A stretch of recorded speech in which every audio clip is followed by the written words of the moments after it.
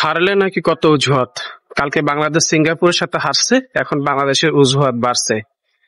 কিন্তু ঘটনা হচ্ছে, একটা দুর্ঘটনার কথা মনে পড়ছে।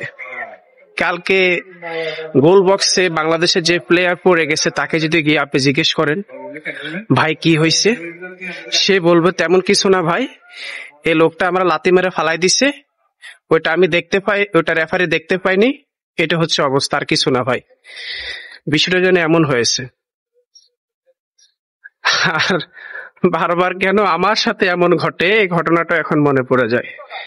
বাংলাদেশ প্রথমার্ধে তেমন এলোমেলো খেলা দিল, শেষ অর্ধে কিন্তু ভালো খেলা দিছে, দুর্দান্ত খেলা দিয়েছে। কিন্তু রেফারি এক চোখ না থাকায় বাংলাদেশ একটি পেনাল্টি পায় নাই, হয়তো বাংলাদেশ সমতায় ফিরতে পারত। আর অন্যদিকে 11 নম্বর জার্সি প্লেয়ার সুযোগ পাইলো, সুযোগটাকে কাজে লাগাইতে পারে নাই। তো যাই হোক, আরো 4টি ম্যাচ আছে, আমরা যদি সে 4টি ম্যাচ বিজয় করি তাহলে অবশ্যই এশিয়ান বাছাই পর্বে আমরা উঠে যাব।